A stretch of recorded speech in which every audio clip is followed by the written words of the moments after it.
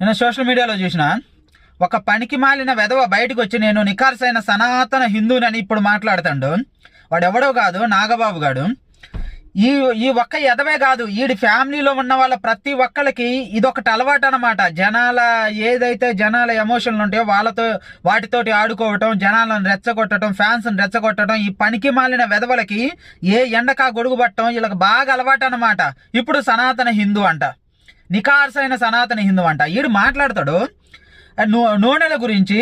పలాను నూనె తక్కువకు రావట్లేదు, ఆ నూనె 400 పడుతుంది, ఈ నూనె 300 పడుతుంది, మరి తిరుపతిలో కలిపే నెయ్యి అంత తక్కువకి ఎలా వచ్చిందంటే, అరే పనికి మాలిన వెధవ, ఎక్కడైనా కానీ ఎక్కువ మోతాదులో కొంటే తక్కువ రేటే పడుతుంది. ఇప్పుడు సపోజ్ చూసుకో, మన ఇండ్లలో వాడే వస్తువులు కంపెనీ ఇచ్చేది ఒక రేటు ఉండేది షాపులకి, ఆ షాపుల దగ్గర నుంచి మనం కొనుక్కునేది ఒక రేటు ఉండేది. ఎంఆర్పి రేటుకే వాళ్ళ షాపులకి ఇయ్యరు కదా.